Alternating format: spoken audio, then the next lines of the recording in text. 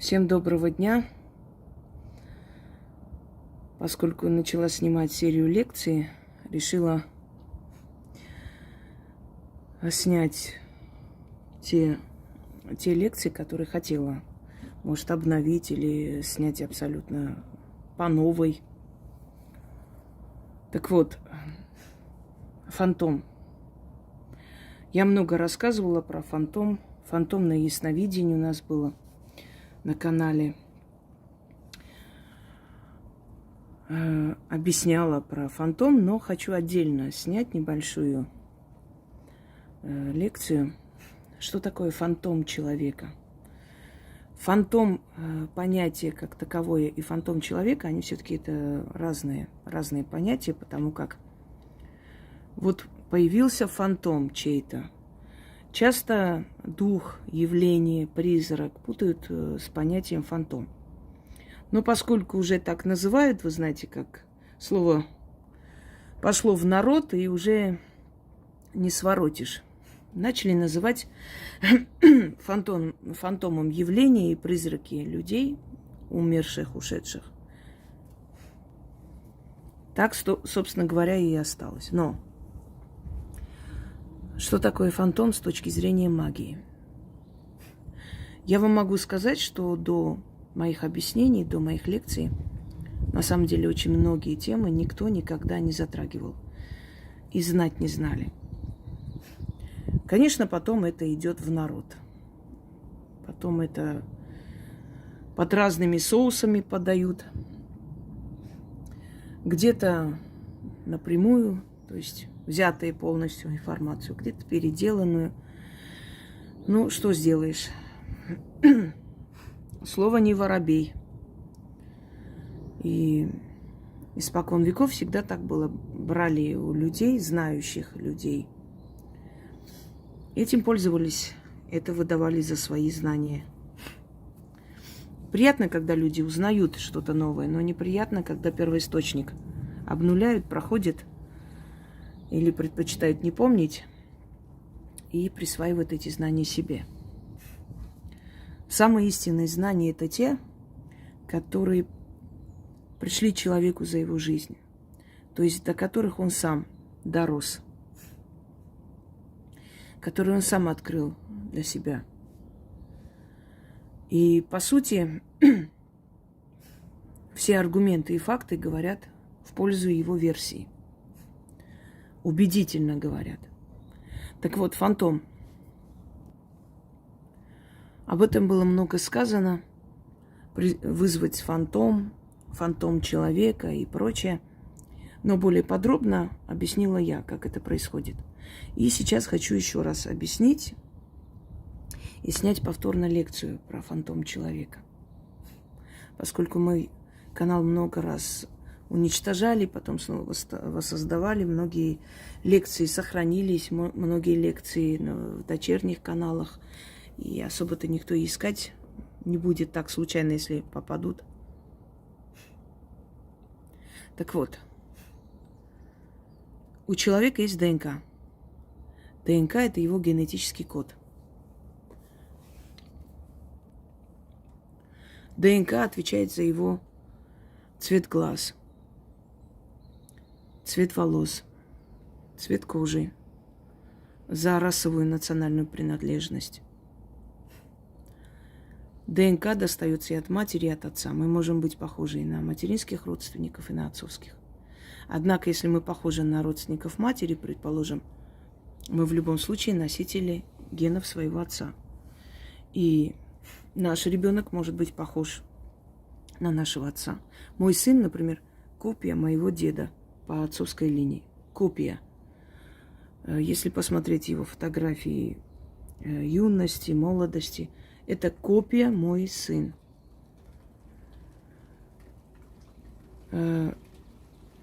Как так получилось? Ну, потому что я носитель ДНК отцовского рода. И мой ребенок родился похожим на моего деда. Я тоже, скажем так, похожа на род отца, естественно, есть черты лица. Но очень многое взято из материнского моего рода. То есть губы у бабушки моей матери были такие пухлые губы. Ее дразнили губастиком. Потом меня дразнили ее именем Арусяк. Потому что она тоже была такая губастая. Если так можно сказать. Ох, весенний дождь. Только обрадовалась, что высыхает, и началось. Надеюсь, высохнет завтра. И надеюсь, не будет мешать моей лекции. Итак, пускай льется, пусть пропитывает лес. Так вот, ДНК – это генетический код, наш генетический код, физиологический, да, генетический код. Но, невзирая на то, что передает физиологические особенности, передает еще и характер, передает еще и предпочтения, вкусы и многое иное. То есть все то, что было у наших предков. Мы можем родиться похожим на нашего предка, который был, например, 1000 лет назад. Есть в семьях дети, которые не похожи на своих родителей. Некоторые шутят, говорят, вы, наверное, из детского дома забрали, или цыгане бросили, оставили, всякое такое. Почему? Ребенок абсолютно не похож на своих родителей. Но потом случайно, через много лет, где-то там в каких-то архивах они или у родственников видят фотографию бабушки, дедушки, прабабушки, еще кого-то, и копия их ребенок. Вот он родился похоже на своего предка, потому что они носители генетики этого предка. Итак, разобрались. ДНК – это генетический код, информационный код нашего организма, и не только, который передает особенности физиологии, но и характера, то есть особенности еще и разума. Теперь, что такое фантом? Фантом – это ДНК, генетический код нашей души. Вот все, что мы видели до нашего рождения в мире духов, не в иных жизнях, которых не было. В мире духов мы были тогда как сущности. Все, что мы там знали, видели, все, что мы испытали в жизни, волей-неволей, какие-то страхи, осознанные и неосознанные, наши тайные желания, страсти, чувства, все наши сомнения, стремления, мечты. Одним словом, все, что составляет наш разум, наш внутренний мир, наши таланты, способности. Это все собрано воедино и составляет генетический код ДНК нашей души. Но этот генетический код нашей души, в отличие от генетического кода нашего тела, физиологии, мы никому передать не сможем. Это все только наше. Теперь, что значит работать с фантомом человека? Когда мы работаем с человеком, мы призываем его фантом. И делается это, естественно, желательно, чтобы без последствий для человека, когда человек находится в состоянии отдыха, сна. Это не призыв его души, мы не вытаскиваем его душу. Мы призываем его фантом.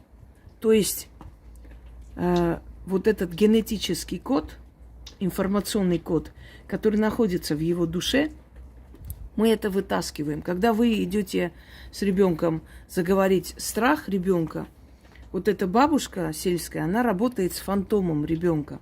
Хотя ребенок сидит, она может и не понимать, что это фантом взаимодействует с ней.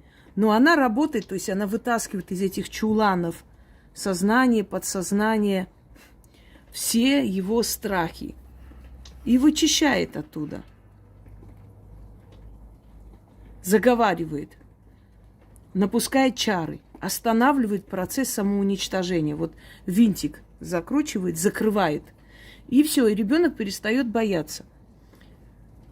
Открыли его фантом, вот этот информационный код, в котором содержится вся информация о его страхах, видениях, о хорошем, о плохом, обо всем.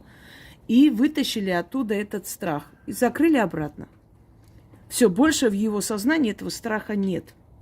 Это работа с фантомом человека. Даже если ты работаешь по фотографии человека, в любом случае сильные практики, они взаимодействуют с фантомом человека.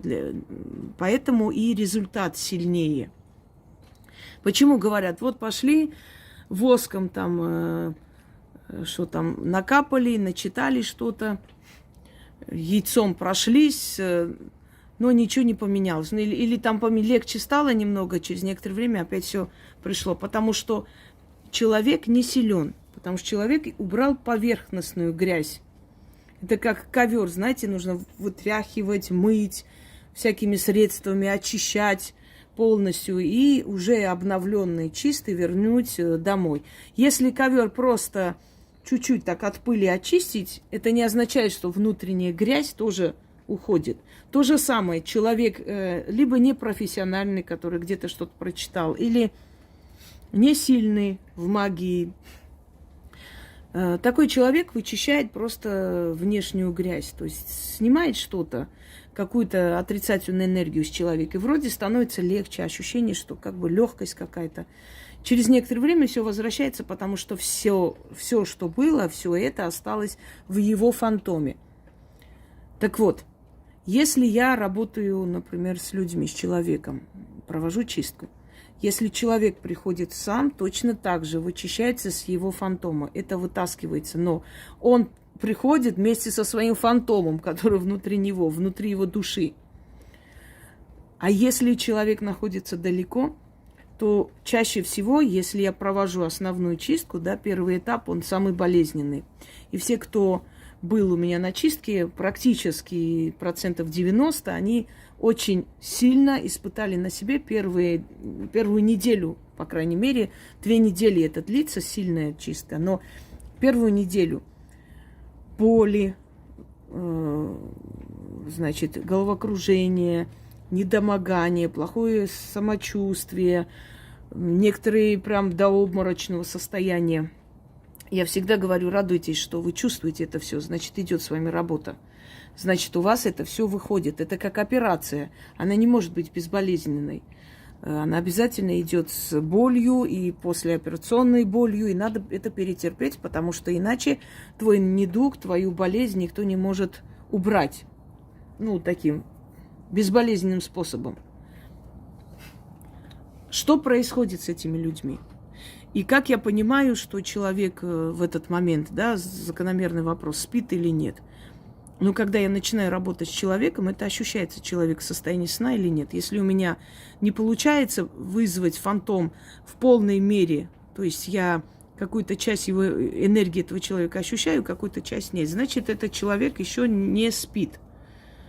Значит, он не находится в состоянии покоя. Могу повторить через, например, 2 часа. Я чувствую. Я могу, конечно, человеку сказать, ложитесь спать, я буду с вами работать. Тот скажет, можно же так сказать, вот вас только, чтобы вы спали.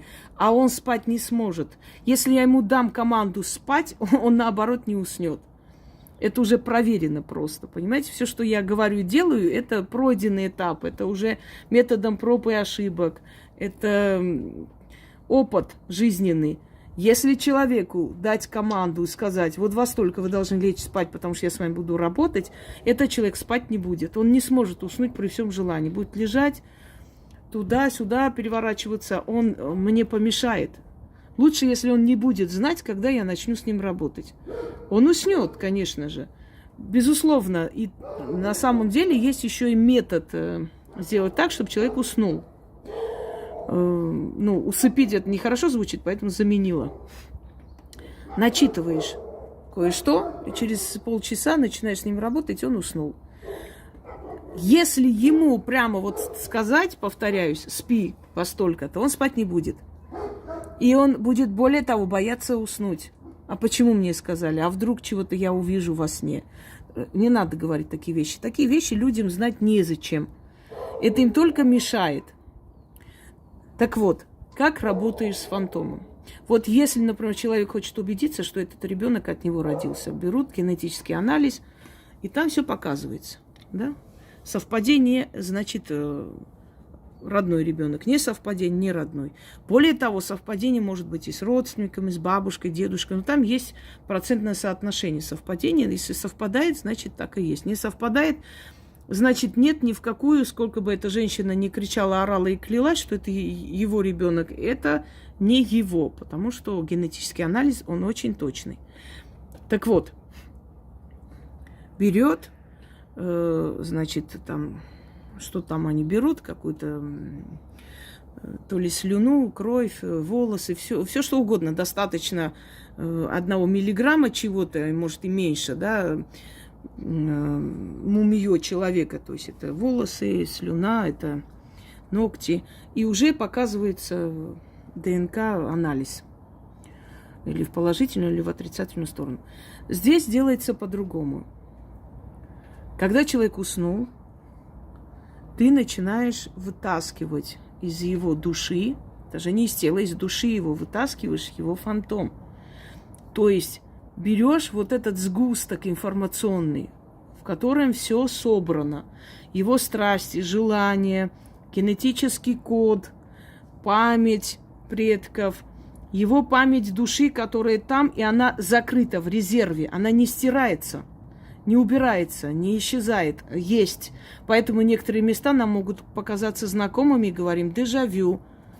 А это не дежавю, это просто память твоей души. Ты здесь уже был, когда еще до рождения, потому что тебе до рождения просто показали всю твою судьбу, где ты будешь жить потом и так далее.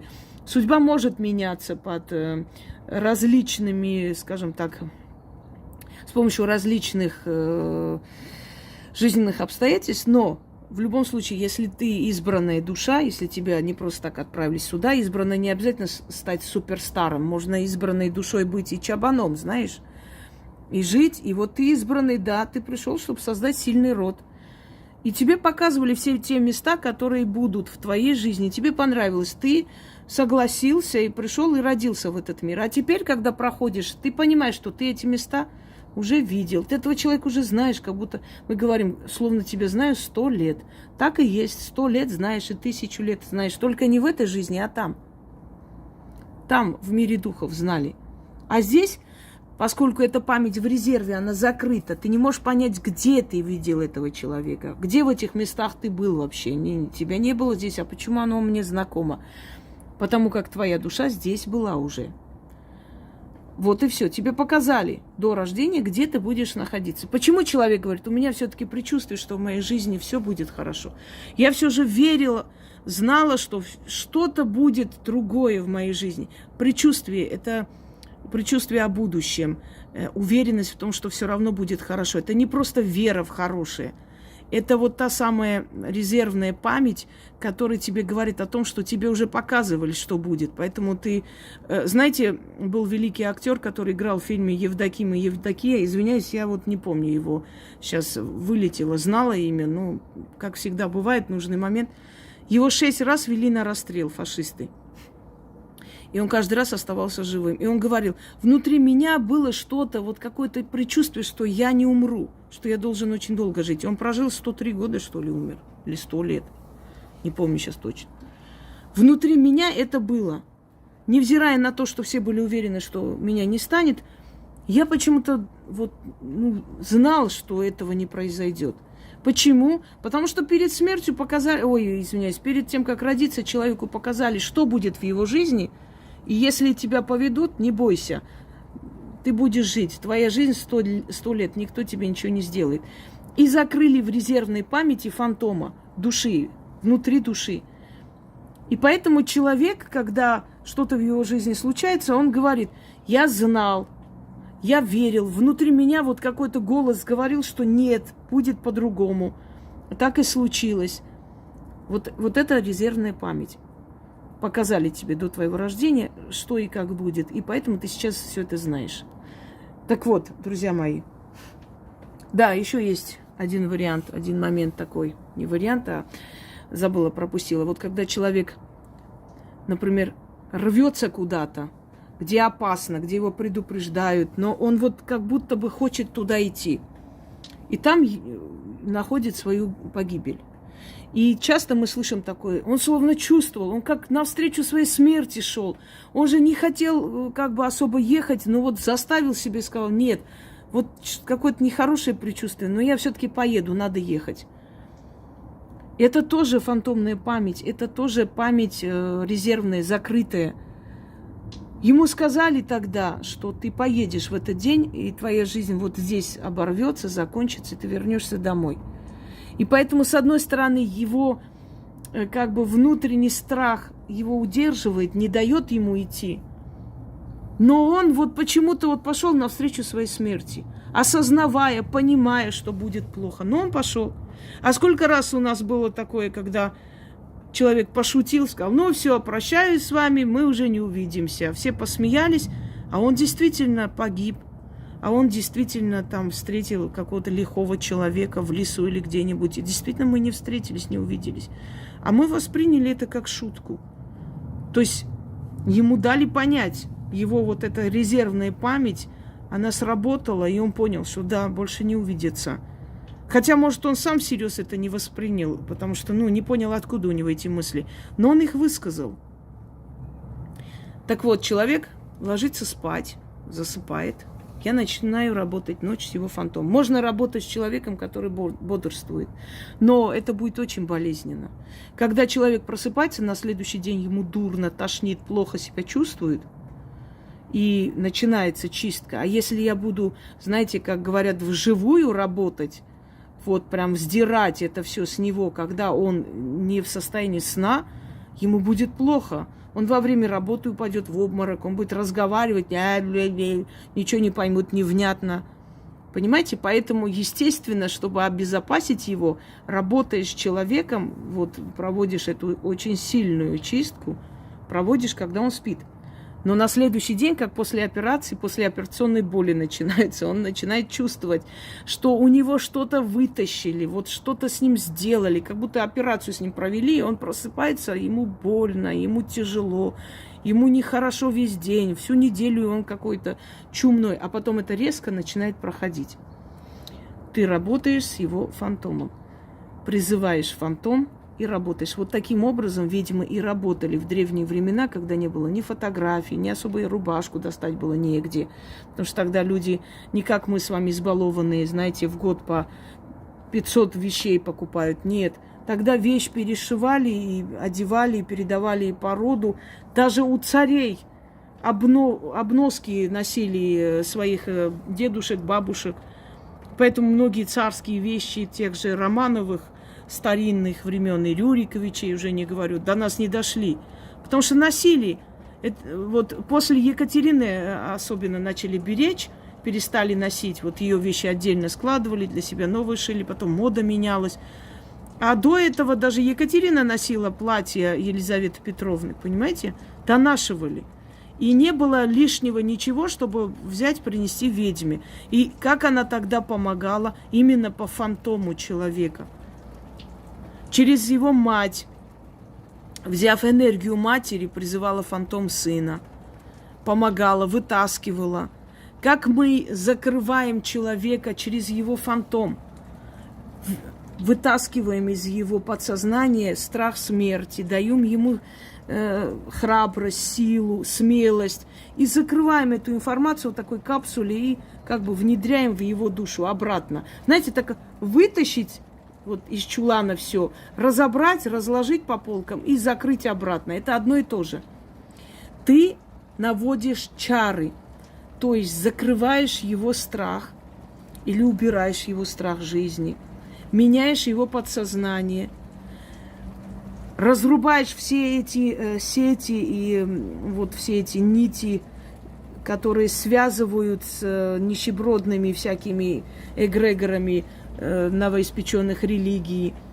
Ты разрываешь его, просто разрезаешь вот все эти нити, освобождаешь его от этого всего. Если, например, нужно убрать тоску по мертвому, точно так же призываешь фантом человека. Мне вот недавно девушка написала, она у нас ну, давнишняя подписчица, собственно. Она пришла как раз на наш канал, когда купила переделанный мой ритуал у одной магуйки. Она мне принесла, показала, ну, одним словом. После этого осталась у нас на канале, я ей помогла несколько раз. И в ее случае отца не стало, ну, человек уже пожилой ушел, но мать очень сильно тоскует и прям вот чахнет на глазах. Чахнула. Чахла, да. Или так. И просто некоторые слова имеют несколько таких вариантов. И я убрала эту смертную тоску и смертельную тоску, которая могла ее забрать.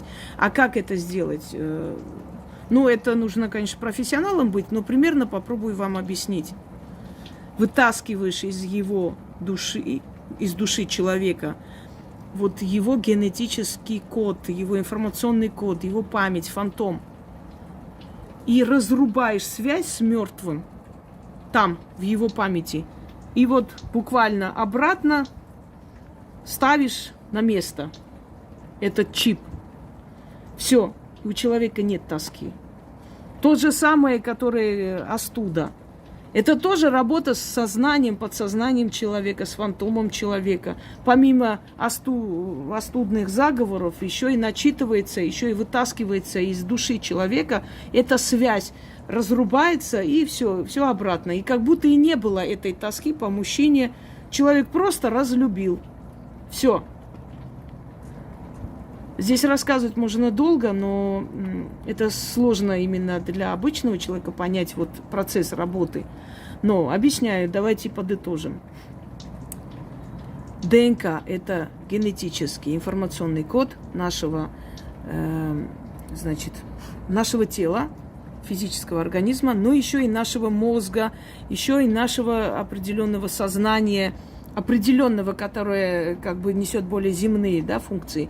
Ну, например, там привычки какие-то, предпочтения в еде и прочее.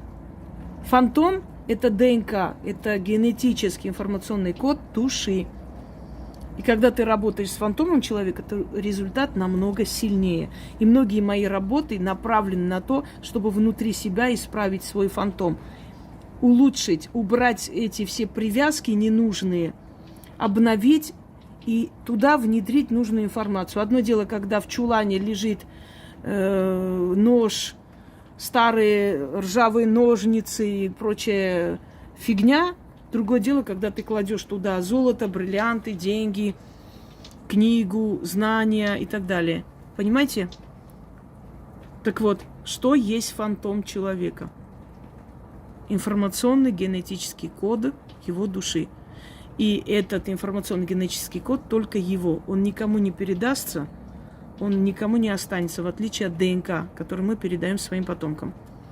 И после ухода человека из этой жизни душа и фантом соединяются воедино, становятся единым целым. То есть все эти воспоминания, которые при жизни он не мог понять, откуда пришло, что, это все раскрывается. И душа уже с этими знаниями, воспоминаниями уходит с этого мира. Многие, которые были между жизнью и смертью, говорят, что такое было ощущение, как будто я вот этих духов, вот всех, кто там есть, знаю. То есть я их знаю. Знаю по именам, могу с ними общаться, то есть я их знаю. Хотя в жизни, если бы мне их показали, я никогда не сказала бы, что я их знаю. Вот. Фантомная память раскрылась, та резервная память, которая скрыла, она открылась. То есть скрыта. Она открылась, и все, и оно соединилось с душой. Все, теперь душа знает их всех, душа помнит все, что было до смерти, куда ей идти. То есть, понимаете, не блуждает и не удивляется, что происходит, почему, где я. У кого может не раскрыться фантомная память? У наказанных душ. У наказанных душ фантомная память может вообще никогда не раскрыться, если им суждено здесь вечно бродить, или раскрыться через некоторое время, когда они откупили, то есть искупили свою вину. Это можете посмотреть «Дневной» и «Ночной дозор», мои ролики. Там все рассказано, кто они такие. И поскольку у них не открывается эта фантомная память, они не понимают, где они находятся, куда им идти, что им делать. И они бродят между мирами до поры до времени. Вот и весь сказ. Надеюсь, что этот ролик вам был полезен. Потому что про фантом я говорила в разных роликах, во время работы. И, отдельно, мне кажется, я уже не помню, снимала ли я. Снимала и хорошо, нет, значит, вот снимаю. Работаю я с фантомом человека в основном, потому что это самая сильная работа. Но с фантомом человека работать дается не каждому.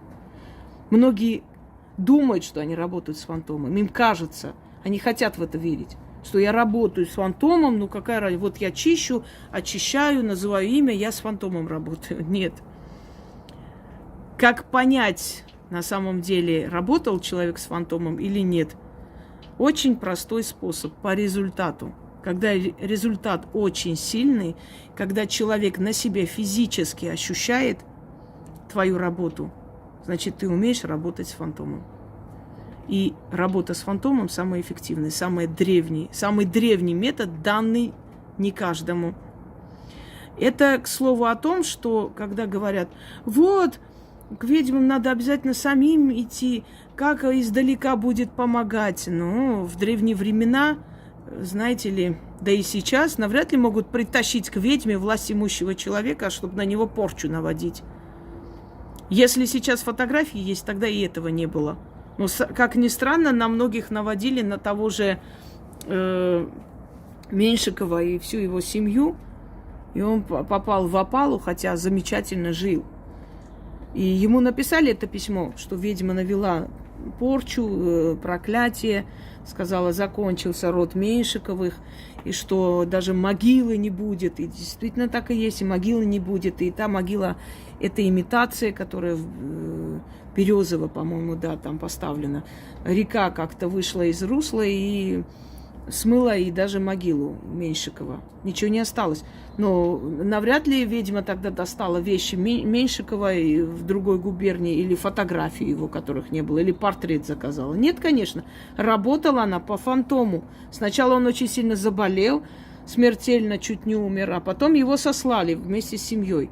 То есть эта болезнь была дана тоже не случайно. Во время этой болезни ослабла его хватка и ослаб его контроль над царевичем. И его в оборот взяли другие, и тем самым свергли его. Вот самый древний, самый проверенный, сильный метод, но который дан и подвластен не каждому. Это фантомная работа с человеком. Так что фантом – это в простонародье называется явление, душа. Может быть, отчасти и правильно, поскольку после смерти фантом и душа соединяются. То есть память души и душа соединяются, они воедино становятся. Но, с другой стороны, правильное название фантома именно то, что я вам сейчас, собственно, объяснила. Желаю всем удачи!